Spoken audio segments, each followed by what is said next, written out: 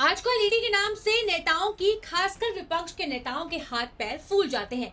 राजस्थान चुनाव के बीच में अशोक गहलोत के बेटे वैभव गहलोत राजस्थान कांग्रेस अध्यक्ष गोविंद सिंह डोटासरा ईडी के चक्कर में फंसे हैं। कांग्रेस विधायक मेवाराम जैन के पीछे भी ईडी लगी, लेकिन मेवाराम जैन ने मीडिया में आकर ईडी के खिलाफ बोलने की बजाय वो रास्ता चुना जहां से असल राहत मिल सकती थी। मेवाराम जैन ने राहत हासिल भी कर ली। ईडी वाले जांच में फंसे नेताओं को ऐसी राहत इतनी आसानी से मिलती नहीं है।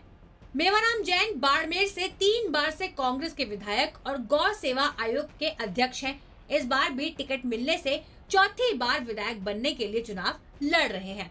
मेवाराम जैन सीएम अशोक गहलोत के बेहद करीबी माने जाते हैं। पिछले महीने चुनाव के बीच में मेवाराम जैन ने सार्वजनिक कार्यक्रम में बाड़मेर पे दौरे पर आई बीजेपी नेता वसुंधरा राजे के पैर छूकर सनसनी मचा दी थी, जबकि मेवाराम वसुंधरा राजे से उम्र में बड़े हैं और विरोधी पार्टी के भी हैं। 25 नवंबर को चुनाव से पहले 16 नवंबर को बाड़मेर सेक्सटॉर्शन केस में ईडी ने मेवाराम जैन के खिलाफ केस दर्ज किया था। समन भेजा कि 22 नवंबर को बाड़मेर से 500 किलोमीटर दूर जयपुर में पूछताछ के लिए पेश होना होगा। मेवाराम जैन ईडी के नोटिस से डरे नहीं, बल्कि समन के खिलाफ राजस्थान हाईकोर्ट चले गए। बार एंड बेंच और लाइव लॉ की रिपोर्ट्स के मुताबिक राजस्थान हाईकोर्ट के जज जस्टिस फरजंद अली ने चुनाव के बीच ईडी के समन को उचित नहीं माना।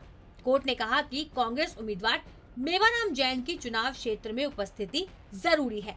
उनके लिए 500 किलोमीटर की यात्रा करना संभव नहीं होगा। चुनाव लड़ने के अधिकार में चुनाव प्रचार करने का अधिकार शामिल है।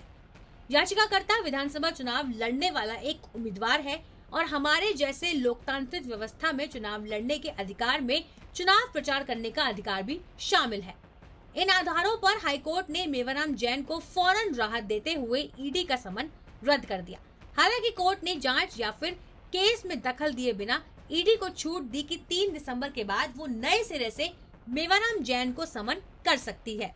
3 दिसंबर को राजस्थान में चुनाव के नतीजे आ जाएंगे। कोर्ट ने कहा कि अगर समन को 7 दिनों के लिए स्थगित करने से मनी लॉन्ड्रिंग की जांच पर कोई प्रतिकूल प्रभाव नहीं पड़ेगा।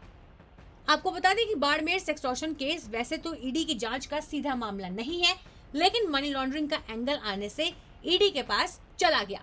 पीएमएलए के तहत ईडी ने मेवाराम जैन पर केस दर्ज करके जांच कर रही है।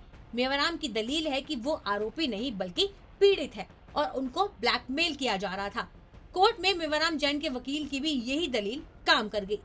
तो वहीं ईडी के वकील ने कहा कि समन प्रोफॉर्मा के तहत भेजे गए हैं। मामला ईडी में पेंडिंग है और कई चीजों को गोपनीय रखना जरूरी है। हाईकोर्ट ने कहा कि याचिकाकर्ताओं को जानने का पूरा अधिकार है कि उसे आखिर क्यों बुलाया गया है, क्या उसे आरोपी के रूप में या फिर गवाह के रूप में तलब किया गया है।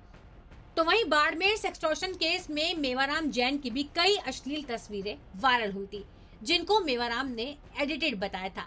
ईडी को कथित सीडी देकर जांच करनी है कि क्या सचमुच कुछ लोग मेवाराम से पैसे ऐंठने की कोशिश कर रहे थे। तो वहीं सेक्सटॉर्शन केस में 2 महिलाओं समेत 5 लोगों को गिरफ्तार किया गया है। 5 करोड़ के लेन देन का आरोप भी लगा है। शक है कि 5 करोड़ ब्लैक मनी के हो सकते हैं। तो वहीं शिकायतकर्ता राम स्वरूप नाम का एक व्यक्ति है। तो वहीं मेवाराम जैन ने भी राम स्वरूप पर ब्लैकमेल का आरोप लगाया है। ब्यूरो रिपोर्ट, न्यूज़ तक।